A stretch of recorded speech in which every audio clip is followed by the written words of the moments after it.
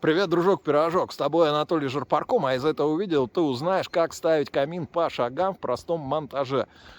Где я нахожусь? Нахожусь я в Гусях-Лебедях. Именно в этом месте проходит традиционно Банифест, и традиционно в этом месте есть вот такое вот здание. Это место для проведения торжеств, больших, небольших, свадеб, дней рождений. И здесь, внутри этого дома красивого, или павильона шикарного, будет установлен камин и дымоход. И ты увидишь, собственно, по шагам, как это все будет делаться. У нас здесь будет участвовать компания ТМФ с камином самым недорогим, но одновременно самым шикарным, с чистым горением, чистым стеклом и всем таким подобным. Это Визиера, вон он стоит, он. Компания Ферум, которая предоставила дымоходы. Компания Газпроф, которая будет устанавливать и монтировать. И также спасибо Максу, компания Баниум, которая, собственно, отвечала за логистику всех этих блестящих красот. Ну что, понеслось? Что происходит? Мы освобождаем место для монтажа. Камин придвинули уже сюда, а по столам сейчас происходит альпинизм. Делают замеры, разметки, как пойдет дымоход, где будет стоять печь. Камин планируем поставить посередке, потом труба, и она будет уходить в бок. Ой, печь упала! Упала или положил? Нет, она упала с моей помощью. Вот так она здесь устроена. Видим, такие вот ножки, отверстия. Здесь засасывается холодный воздух. За счет этих ножек между пластиной вот этой и полом остается небольшое расстояние, чтобы засасывался холодный воздух сюда. Наверху выкидывается уже горячий. Так работает конвекция в этой печи. Никита Голова, он ответственный за монтаж продукции ТМФ в городе Москва и, собственно, Подмосковье. Не первый ролик с ним снимаю. Ну вот, специально показать, что как устроено, вот вам показали. А то кто такое еще покажет? Нет, только мы. Освободили от палета или пилета. И в одно лицо установили. Сейчас происходят замеры для того, чтобы мы могли продумать, как мы будем делать термозащиту стены и, главное, из какого материала. Но это нам сейчас посоветует Анатолий, директор Гусей-Лебедей, что он хочет. Ну, а мы уже купим. Идет процесс расчистки места, где будет ставиться леса или лестница. Ну, а мы сейчас идем вместе с главным дизайнером Гусей-Лебедей смотреть на стену и думать, чем будем ее защищать, чтобы все было в стиле. Будем делать стиль, естественно, всякие там каминные группы возьмем, там всякие совочки, вот это вот все. И поедем в усадьбу. В усадьбу за всем тем, что не хватает. Обзор магазина был уже у меня на канале, но это самый глобальный магазин рядом с Гусями в Ногинске. Купили, чего нам не доставало. Ну, помимо этого мы еще много чего взяли. Там краски и еще нержавейки красить, каминные наборы, термозащиту разную. В общем, тут мы по максимуму закупились. Ну, сами видите, тут максимально можно затариться всем, что нужно. И поехали дальше. Что происходит?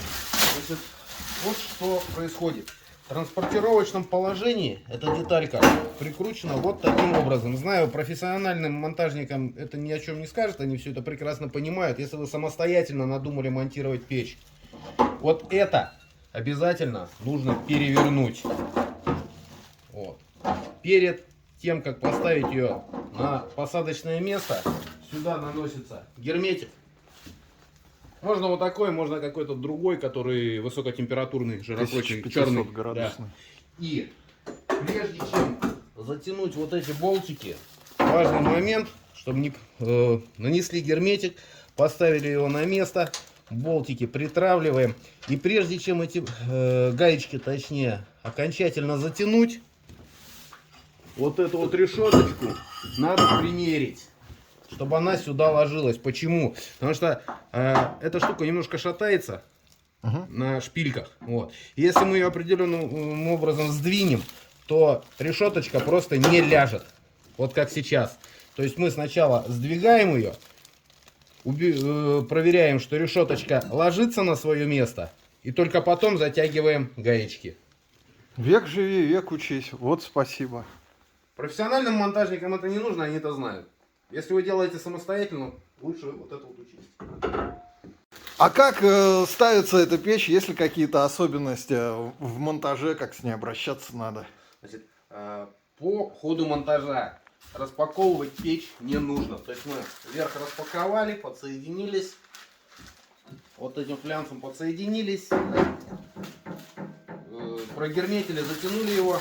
По возможности стрейч назад, бока во время монтажа должны быть замотаны. Почему? Краска закаляется после одной-двух протопок. Ну, у нас обычно после одной, потому что первую протопку мы делаем очень сильную, чтобы дать ей температуру, чтобы краска полимеризовалась.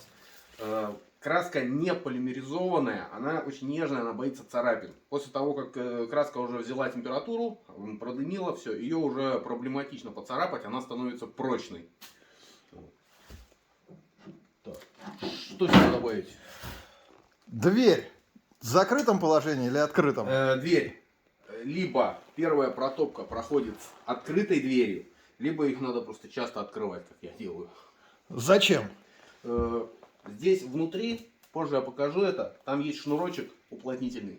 И если мы будем первую протопку делать с закрытой дверью, этот шнурочек просто прикипит к самой печи. И когда мы дверь откроем, он так на печи и останется. Поэтому первая протопочка либо с открытой дверцей, либо надо ее часто открывать, на самом деле. Век живи, век учись. Спасибо. Разметочка, центрирование. Все как водится, все как положено. Это не квадрат Малевича, это монтажный квадрат под проходной узел. Выпил. Ну, в хорошем смысле слова выпил. Пропил. Пока я закусывал, практически само собой прорубилось окно для проходного узла.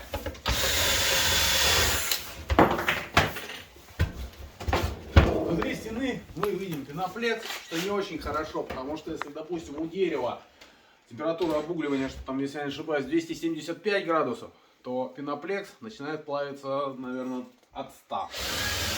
Поэтому придется извернуться, но мы это сделаем. А что делать будем, расскажи.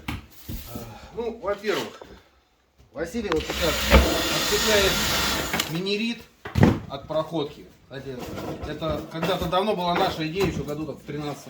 Вот. Этот минерит будет обшит вот здесь, по периметру проходного узла. Да. Ну и там вот еще свои тонкости, позже покажем. Не, рассказывай. О чем проходной узел? Вы его чем-то зашивать другим материалом будете? Проходной узел с этой стороны, так как у нас до потолка идут вот такие вот песочки. Вот. В минерите мы прорезаем отверстие диаметра 210-215. А шовчик вот этот у нас будет закрываться воротничком. Воротнички, можно посмотреть, вот там вот лежат. Почему? Необходимости в этой крышке таковой нету. Вот. С улицы мы ее поставить не можем, потому что она черного цвета, она крашеная.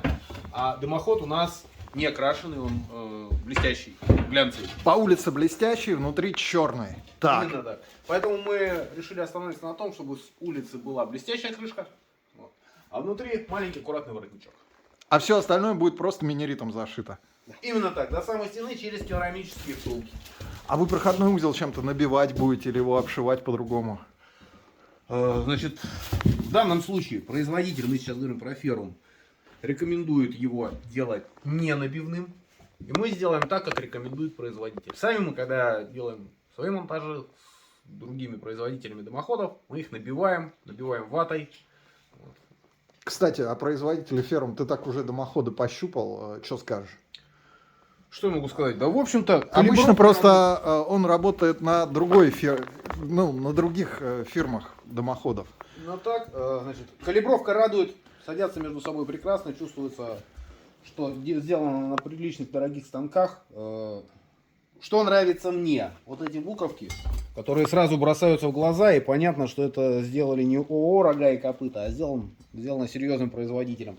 430 сталь, 0,8, здесь все стандартно. В целом я доволен.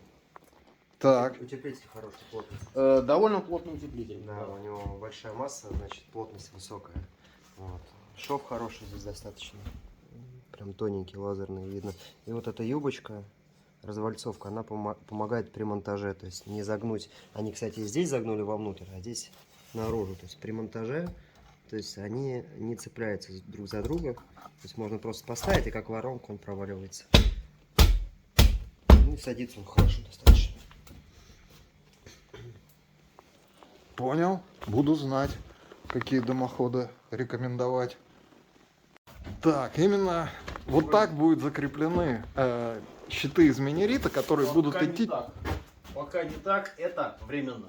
Сейчас. Втулки еще не установлены. Да не. Идет примерка. Именно вот так будут установлены щиты из минерита от потолка до пола. Сейчас просто примерка. И нужно обязательно поставить втулки, и мы их поставим, пока назнакомливаем.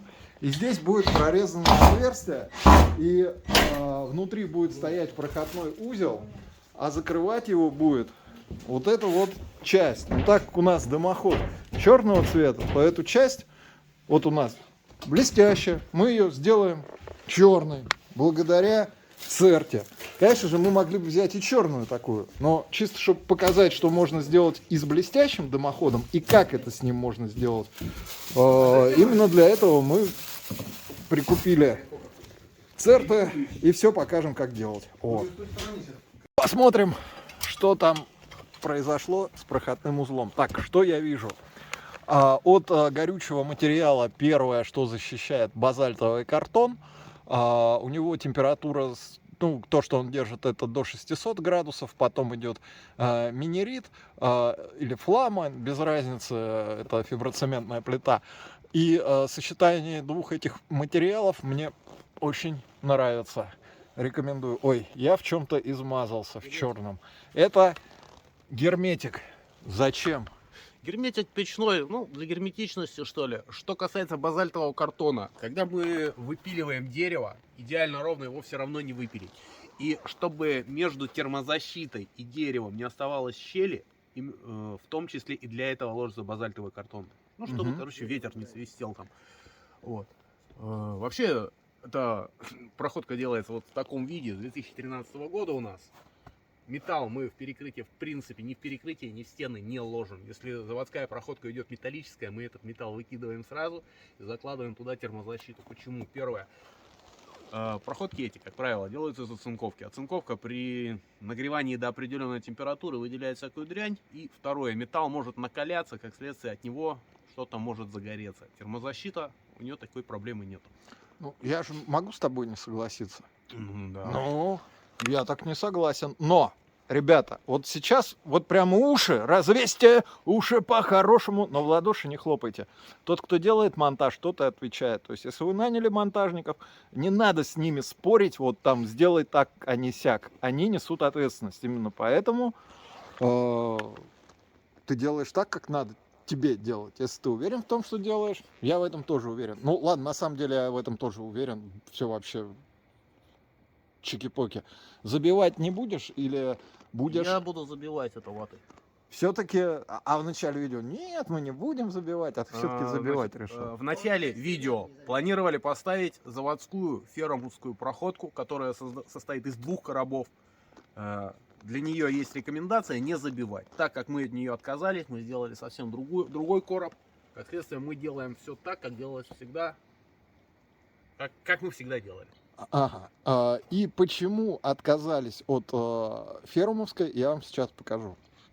И вот почему. Потому что здесь вообще нету места для проходки стандартной. Вообще не то, что фермовской, не фермовской, а для стандартной. Потому что здесь идут листы фиброцементной плиты от начала, от пола, как я говорил, до потолка.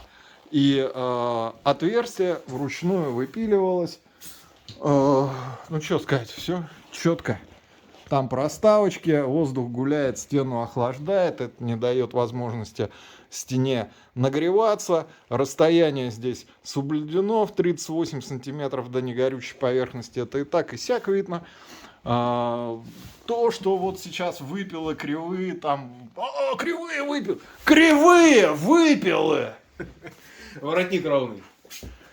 Хочу такую тонкость отметить про 38 сантиметров. Во-первых, печь еще не окончательно стоит на месте. Во-вторых, вот это расстояние 4 сантиметра от стены мы для себя испытывали. То есть берется деревянная рейка, запускается под термозащиту, печь топится там в активном режиме несколько часов. Мы достаем рейку, стреляем на ней температуру. Слушай, 50-70 градусов она не нагревается. Как следствие, мы можем ставить... Больше того, насколько я знаю, СНИП этот отменен. Сейчас это сохранено 38 сантиметров до обшитой стены. Сохранено как рекомендация. Вот. С использованием старинных материалов типа асбеста. Опять асбест, либо оцинковкой просто оббивали стену там, металлическими листами. В данном случае, во-первых, это сама по себе фиброцементная плита. Второй, повторюсь, 4 сантиметра вот эта воздушная прослойка. Это нам позволяет поставить печь значительно ближе, чем 38 сантиметров. Это я говорю не просто вот так вот. Хорошо. Еще раз говорю, мы это испытывали, Аргумент на мерили аргумент. температуру. Аргумент на аргумент. Хорошо. Что ты ответишь на вопрос, когда тебе человек скажет, а почему не 2 листа минерита? Почему обычно же 1 лист минерита в банях к стене присверливается, потом втулка, потом 2 лист минерита? Что я отвечу? Отвечу, что одного достаточно. Потому что это не баня. Первое, как я уже рассказал, мы все это испытывали. Запускается деревянная рейка под этот лист. Несколько часов печь топится. Мы достаем эту рейку и меряем температуру на ней. Окей. Поэтому я просто не вижу необходимости. Если, допустим, это банная печь, расстояние у нас там не позволяет место соблюсти какое-то расстояние, да, возможно. То есть вплоть до того, что поставить 2 слоя минерита через 2 втулки. Ну, это вообще исключительный случай, когда места нет совсем, когда нужно прям вот так вот поставить банную печь под дерево. Ну, и вопрос, наверное, по дымоходу. Это ко мне, сам себе вопрос задаю, сам отвечаю. Дымоход, повторю, Феррум, 430 марка стали, нержавейка. Здесь пойдет 1 контур, заходить будет 2 контур. Дымохода хватит точно на 10 лет, это просто вот минимум. Потому что температуры горения камина ниже, чем там горение банной печи. В банной печи 430 10 лет служит. При том, что ты топишь дровами, в камине это будет еще дольше служить, потому что это не тот камин, который с прямотоком в дымоход. Там сложная система, чистое стекло, обдув стекла. То есть, ну, это одна из самых шикарных моделей каминов. При этом недорогая. Самая дешевая из самых лучших, вот так вот скажу. Дальше, при монтаже дымоходов Феррум из-за вот этого всего грамотного дела не нужно пользоваться герметиком. Производитель говорит, не надо ничего герметизировать, у нас стыки полностью герметично. Вот. Ну а вы, я вижу, уже герметиком извозюкали, ай-яй-яй. Добавили, хуже точно не станет. Вообще это касается не только фермовского дымохода на самом деле. Если дымоход хорошо калиброван, необходимости в герметике нет. Вот. Но опять же, заказчики этого требуют, поэтому... Не надо быть заказчиком, который требует. Он несет ответственность за то, что они делают. Вот так вот. Продолжаем. Сойдется или нет? О, смотрите, как посадилось. Кто ж ей вариант это предложит? Она сойдется, у нас всегда сойдется. Ну зато как мягонько. Чисто дизайнерское решение. Сейчас кое-что интересное будет, полезное. Итак, смотрите, у нас вот здесь вот вход. Человек с дровами идет сюда. Соответственно, дровницу где расположить правильнее? Вот сюда. И не надо забывать, что у нас есть вот такой вот узел для регулировки. Соответственно, если мы его сюда выведем, то не сможем подходить к нему, потому что здесь пламя и стекло. Если мы его выведем сюда, то будет невозможно дотянуться, потому что здесь будет стоять дровница. Можно вывести либо сюда, либо назад. И госпожа верховный дизайнер приняла решение выводить сюда. Вот и все. Такой лайфхак. У тебя тут везде подсветка по периметру. Тут же тоже можно подсветить. Даже нужно, я бы сказала. Ну, если нужно, то сделаем, но не в этот раз. Так как здесь достаточно высокие температуры, то подсветку нужно будет брать не стандартную LED того же цвета, просто не стандартную, а ту, которая используется в банях. Вот. Должно быть вообще просто огненно. Я прям даже сюда еще второй раз приеду и еще пару разиков сниму, как тут все это работать будет красиво. Но вы увидите все от начала до конца.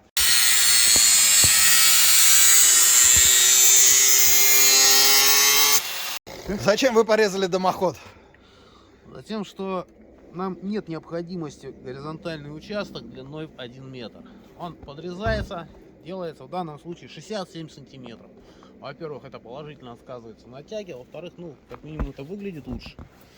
Согласен, но ты даже не представляешь, что случилось. Позвонил сам Марат, батюшка, и говорит, вот ты заходишь и видишь заслонку в этой стороне. Ну, говорит, ну некрасиво, не эстетично. Вот Марат работает только с самыми дорогущими клиентами. Он уже сожрал пуд соли с ними. Говорит, заслонку обязательно переверните к стене. Он берет ответственность на себя. Перевернем? Ясно. Я предлагаю поступить так. Мы это фотографируем, отправляем заказчику и задаем простой вопрос. Повторюсь, почему мое мнение, что повернуть ее налево. Я согласен с тобой насчет дров вот здесь. Поэтому сюда ее поворачивать плохая идея. Сюда ее, также с тобой согласен, плохая идея поворачивать, потому что когда она топится, здесь очень жарко. Но дотянуться сюда, я при росте 1,74 м, да, дотянусь. Кто-то меньше ростом, вот сюда просто не дотянется, чтобы не обжечься. А вот сюда этот кто-то дотянется, чтобы не обжечься. Мое мнение, оставить ее здесь. Больше того, глав-дизайнер одобрил. Поэтому мы сейчас это фотографируем, отправляем заказчику. И третий раз говорю, всегда делайте, как говорит монтажник. Он несет ответственность. Если что, все на тебе. Вот такую вот конструкцию собрали из трубы, которую обрезали. И ее сейчас будут вставлять. Вот сейчас сложный момент. Дымоход обрезали, и надо его вставить. И вот он прямо вставляется, даже в обрезанный. Про покраску еще красить будем. Прежде чем нержавейку красить, ее надо обязательно зачистить наждачкой. В общем, процесс несложный, не принципиально какая именно наждачка. И зачищаем не только вот эту часть, но и сгибом проходим вот это место. Тогда церта держится. Даже атмосферу держит, как заявляет производитель. Я разговаривал с ними на выставке. Они заявляют, что держат атмосферу и действительно красили уличные трубы. Нормально держится. Главное, повторюсь, хорошо зачистить. Вот. Нержавейка, она с производства идет без масла. Ее не обязательно обезжиривать. Вот. То есть просто зачищаем, можно красить, все нормально. Другой вопрос, когда оцинковка, оцинкованная труба, она сама по себе идет смазанная, такая жирная, ну, в масле. Ее надо обезжиривать, прежде чем красить. С оцинковкой работаем крайне редко, но бывает тоже. С нержавейкой все просто. Зашкуриваем и в 3 захода красим. Как это красится, я покажу, там своя технология тоже. Это не одним разом делается. Но все это можно сделать. А в это время вылез кусочек дымохода. Куда он вылез? Сюда, к нам. Это дымоход меня ждет, я его состыковать должен, а я тут стою.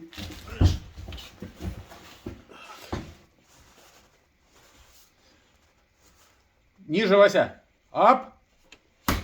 Есть такое дело. Иду к тебе. Все по уровню. Пока нет. Но будет. Для этого нам нужен уровень, чтобы все было четко и фэншуйно. Так. Здесь, похоже, будет ребро какое-то. Красиво.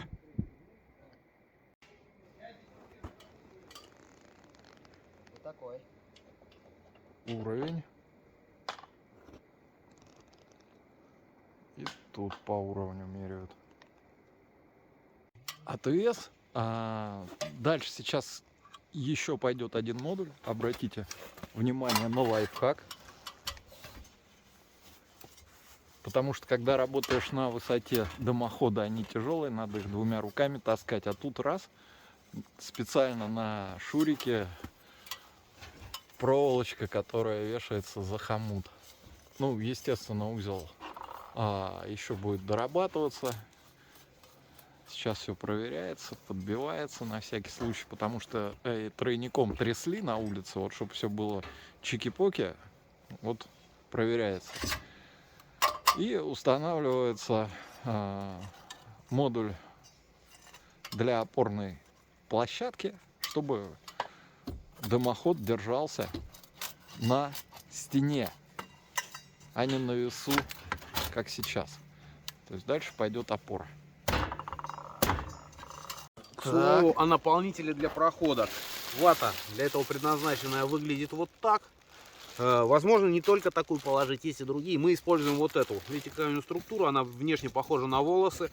Вот. Достоинства. Температуры выдерживает огромные, недостатки. Вата очень злая. Работать в перчатках в двойных, после работы с ней перчатки сразу выкинуть. Причем выкинуть, чтобы их случайно никто не одел. Вата очень злая. А постирать? Не надо ставить экспериментов. Вот честно, не надо. Это бас-фибр. О, можно этикеточкой? Нет, литком вижу. Да, это литком. Причем, насколько я знаю, в 2014 году с ней были проблемы. Люди ходили, не могли ее купить в магазинах. Это не единственная вата, с которой можно работать. Есть и другие, но я пользуюсь вот этой. Спасибо за науку. Вечеряет. А работы еще продолжаются. Помнишь на заводе, когда КЧМовский котел ставили? Так, что мы видим? А видим то, что сделали. Видим, пока ленимся за фонарями идти, но сейчас все равно придется. У хороших монтажников всегда с собой есть свет, так же как и видеооператор.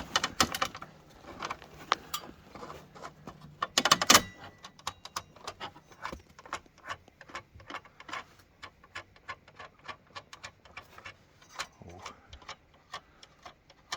Блин, красота. Сложно было ее ставить? Да, тройник всегда сложно выставлять. Особенно когда в доме первый метр разгонный, то есть тяжело две оси. То есть первый метр трубы выловить уровень и поймать уровень с тройником. То есть вот эти две точки всегда очень сложно. Ага. Ну-ка. Собственно, что происходит? Один метр воткнули в другой метр, еще взяли метр и одели на него оголовок. Что скажешь? А что здесь сказать? Тройник практически выставлен на свое место. Сейчас мы всю эту конструкцию ставим на тройник, добавляем один крепеж и добавляем кровельные тяги. Кровельные тяги, почему-то никто их не производит, мы их делаем сами, телескопические кровельные тяги. Нужная и полезная вещь, потому что, допустим, если мы на крыше ставим мастер-флеш, и более метра торчит из крыши, то ветром ее расшатывает. Герметизация между мастер-флешем и трубой все равно нарушается. Если ставят кровельные тяги, этой проблемы нет. Никакой ураган нам уже не страшен. Даже снег, ну, в разумных пределах, если там 2 тонны снега пойдет, конечно, они трубу заберут с собой. А если какие-то там отдельные куски снега падают, они трубу уже не собьют у вас. Спасибо за Можно лайфхак, посмотреть, за что это науку. такое. Посмотрим обязательно. Хомуты, как видите, тоже схомучиваются не на лестнице, а здесь прямо. Хомуты это безусловно хорошо, но сразу уточню, я все равно под хомуты загоняю вот такие кустики.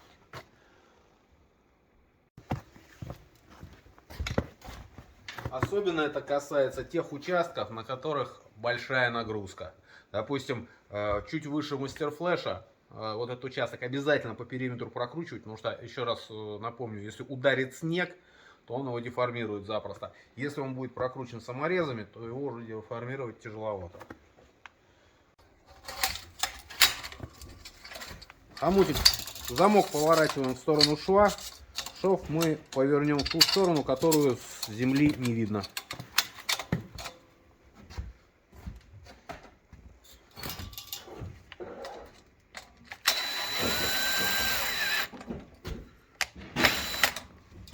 Вот и все. Раз и схомутали. С хомутами никаких проблем нету.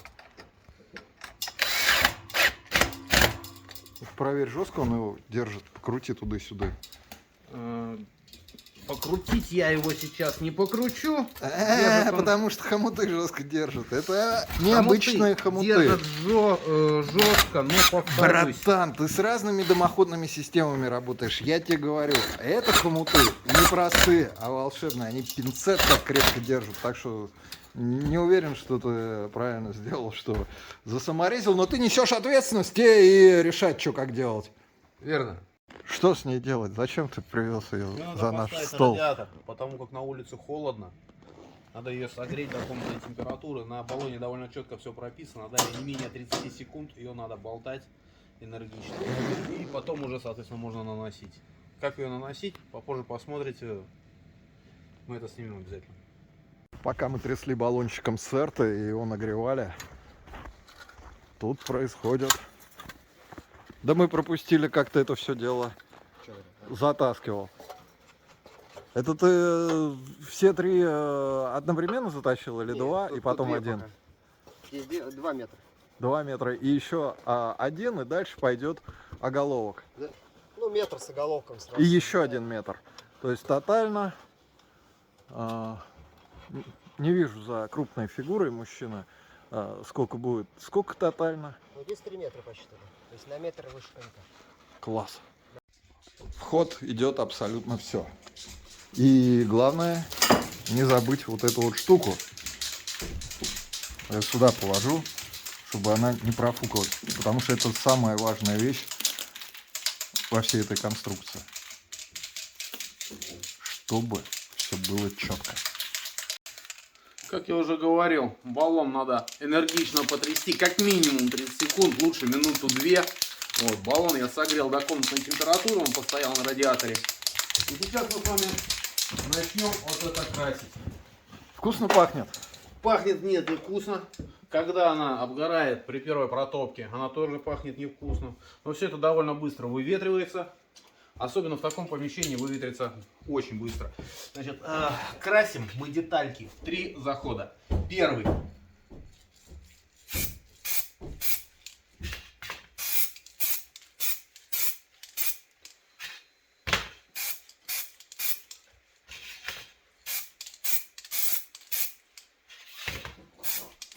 Все. Можно погреть феном, чтобы быстрее высохло. Не обязательно. Первый заход. Покажи покрупнее. Здесь видно проплешины, но так задумано. Нанести нужно минимум. Насколько это возможно, минимум. Вот. Вторым заходом и третьим мы все это выровняем. Будет красивый ровный черный цвет. В общем-то, вот он, строительный фен. Сейчас греть будем. Ну, показывать это смысла нету, я думаю, как греть. И потом второй слой и третий. То же самое будем делать вот с этой трубой. Она уже зачищена, зашкурена. Вот, видите, картоночка, чтобы ничего не заляпать. Вот эта часть окрашивается, далее одевается воротничок, который там внизу лежит, красится. Вот. Убирается картон, затягивается воротничок. Все красивое, черное. И Как я... быть должно? Мы не обратили внимания, забыли уточнить. Анатолий, я думаю, ты сам расскажешь, что это такое.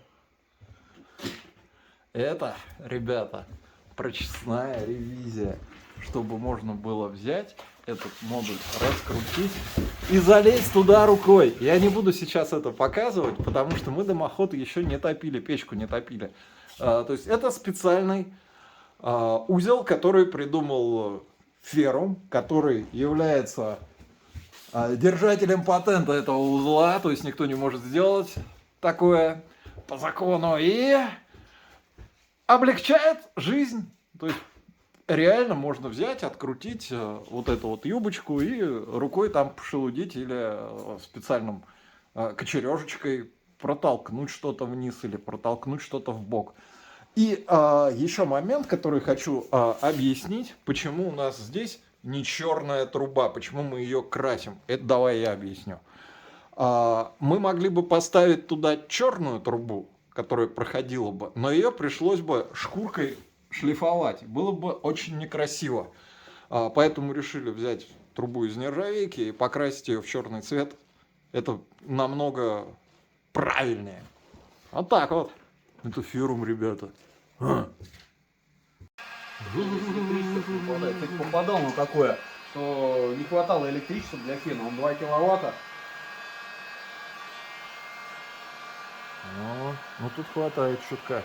Хватает. Вот уже 500. Что ему дает 650? Можно в баньку сходить. Ой, а запахло как вкусненько. Химию я чувствую. Второй раз, а там, где второй, там и третий. Фига ж себе красота! Это вышли выше конька на 2 метра. То есть вообще ничего не задует. Окружающим деревьям, природе этой всякой тоже все будет нормально. То есть не мешает, ничего, все пучком. Так, посмотрите, какой тут еще лайфхак. Чтобы закрепить хомут, кронштейн использовали доску, которую сначала присаморезили и уже на нее поставили опорную площадку. О, как век живи, век учись. Это, ребята, Газпроф. Обращайтесь в Москве и Подмосковье, коль вы. Вообще, умеют, могут из любой ситуации вывернуться. В хорошем смысле. А тут что происходит? Что здесь? Здесь мы видим первый стык, флянец большего диаметра, чем труба. Потому, когда мы вот этот хомутик пытаемся сюда одеть, он у нас не одевается, что естественно. Получается большая щель. Как выйти из такого положения? Такие ситуации у нас бывают регулярно. Особенно это касается газовых котлов. Мы просто ножничками по металлу обрезаем вот эту часть, получаем вот такую детальку. Какую часть? Вот эту вот обечаечку, вот эту. Вот видите, здесь ее нету. Здесь она есть, здесь нету. Я ее уже отрезал. Видно? Видно. Вот. Соответственно, одеваем сюда хомутик. И все. Четенько садится на свои места. Ядрит, да ты гений, это Нобелевская премия. Василий. Братан. Вообще его идея. Василию, его идея? Ладно. Да. Довольно Василий, давно. Нобелевская премия. Довольно давно надо придумал. Повторюсь, на газовых котлах там такая проблема регулярно. Охренеть. Мы ж дымоход обцарапали весь. Что делать-то? Так как этот дымоход покрашен той же самой краской, которой крашу я, берется этот баллончик, и все это подкрашивается. Баллончик вожу с собой постоянно на каждый монтаж обязательно, потому что печь можно поцарапать. Если дымоход крашеный, вы его обязательно поцарапаете, что бы вы с этим ни делали. Красится он цертой, цвет тот же самый. Чуть-чуть подкрашиваем, и все у нас хорошо. Как вот здесь видно, вот здесь вот была блестящая труба. Я ее уже почти покрасил, я прошел 2 раза, остался 3. Вот. Хомутик здесь тоже подкрашенный уже. Вот. Как? Это покрашено уже на 3 раза. То, что мы с вами видели. Гениально. Вот Гениально. это хороший цвет. Красочка мне нравится. Мне радует. Гениально.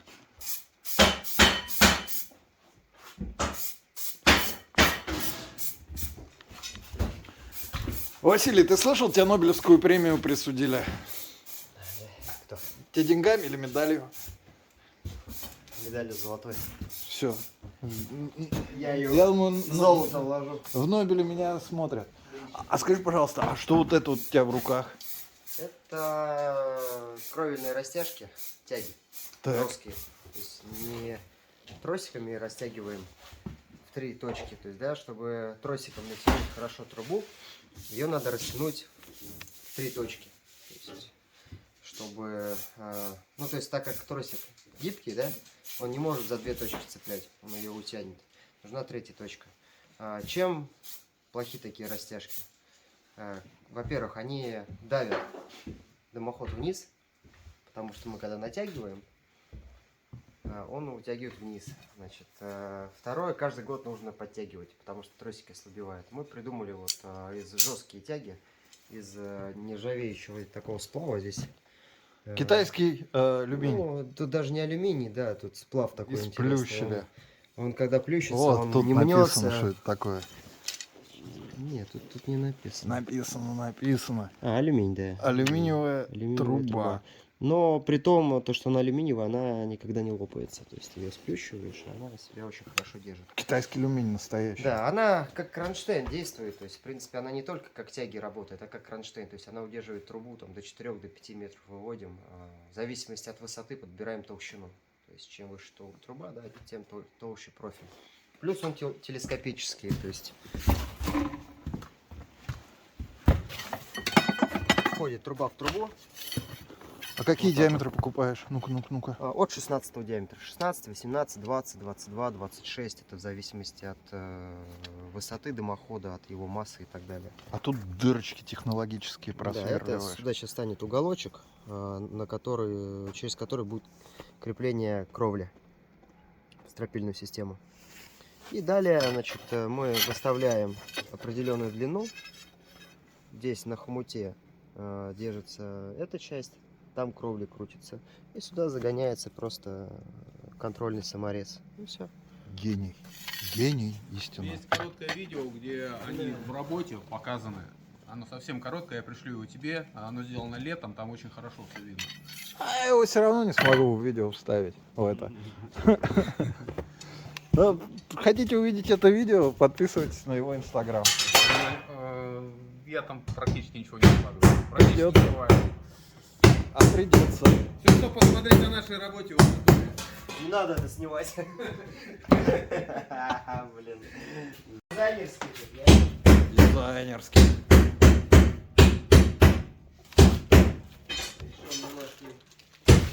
Видите, аккуратно, на пленочку. Стиль лофта делаю. Ох. Ну, дальше закручивается. Не буду показывать. И так много лайфхаков слишком. Ладно, покажу. Это же первым все на раз, два. Насадили и закрутили, а потом электрический такой, и она все подхватила. Так, а вот это что? Это проходной узел стандартный. Который вы обкоцали? Да, который. Для чего было это сделано, в принципе, задумка? Для того, чтобы вот этот квадратный. чтобы исключить. Да, чтобы его исключить. Потому что, в принципе, он особо красиво бы здесь смотрелся. Ну так, да, Воротник шикарно. поставили, очень красиво это смотрится. Шикарно. В дальнейшем, может быть, они вообще тут плиточку выложат и будет. Умеете делать стиль. Ну вот они, стяжечки, растяжечки. О, Вот так. красота. А тут чуть-чуть здесь регулируется. подгнуто и все ходит. И гений, ребята. Там Нобелевка. хомут стоит. Здесь через силиконовую шайбу кровли. Достаточно надежная конструкция. Конечно же, я не монтажник, и, естественно, жизнь моя не застрахована, поэтому я не полезу на эту верхотуру, но вы можете видеть, в принципе, смысл творимой работы Нобелевским лауреатом. Ну вот и все, лестницу увезли, дымоход поставили. Ну, что сказать, офигительно. Шикарно, красиво, магически. Я доволен. А в это время красота случилась. Сейчас будем растапливать печь. Ну, что сказать. Если сказать, что это стильно, это ничего не сказать. Это невероятно невообразимость какая-то. Ох, когда сюда светодиоды встанут, вообще будет бомба. Так. Процесс занимает где-то минут 10-15, поэтому не знаю, есть ли смысл снимать полностью. Это футировка топки. камешками, как ты говоришь. Вообще красота.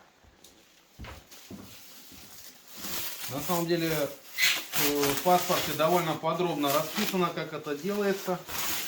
Поэтому не смейте его выбрасывать. Там еще и гарантия ваша. Это же гарантия, да. Это какая у тебя визиера по счету? Даже, слушай, у меня в общей сложности мы в прошлом году насчитали 1600 монтажей сделанных. Сколько из них визиер? Ну, несколько, там, 30-50, я не знаю сколько. Сейчас просто будет пробная протопка, и вы все это увидите.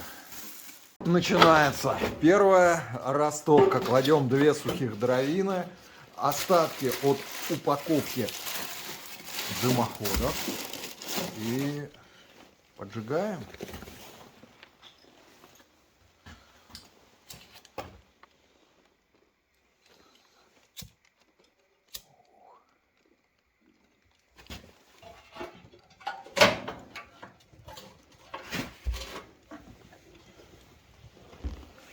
Не закрывай.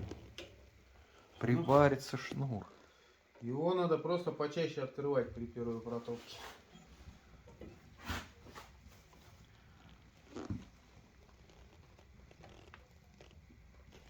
Прихватилось. Кто куда прихватилось? Пламя. А, Тяга отличнейшая. Просто вот. Ух ты, он даже немножко делает. на данный момент обе задвижки открыты полностью.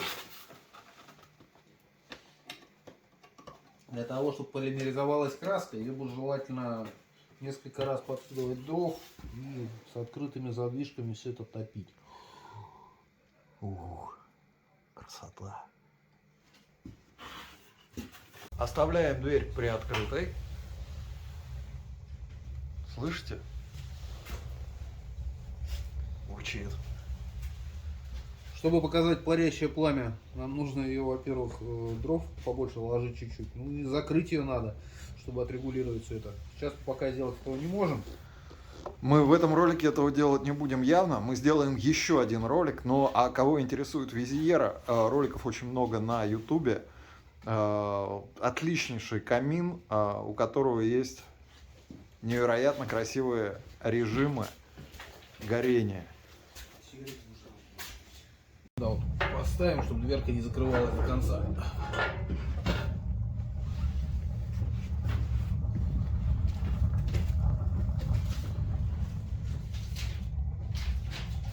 О, видите? Краска полимеризуется. Сейчас вонять начнет вкусненько.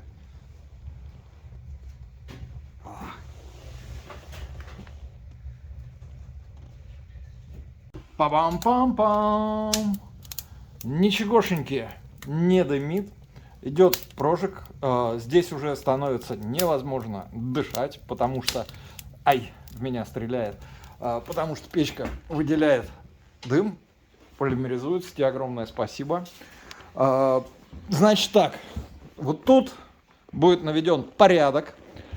И я сюда еще вернусь в следующем видео. И когда здесь совсем-совсем порядок будет, и если у меня будет, ну там, дама, сердце, если я предложу сделать такую глупость, как на мне жениться, естественно, будем здесь справлять, потому что это прямо красота, стильно и запоминающиеся моменты здесь запечатлеть можно. Повторю, это находится в Гусях, Гуси-Лебеди, Ногинск. Если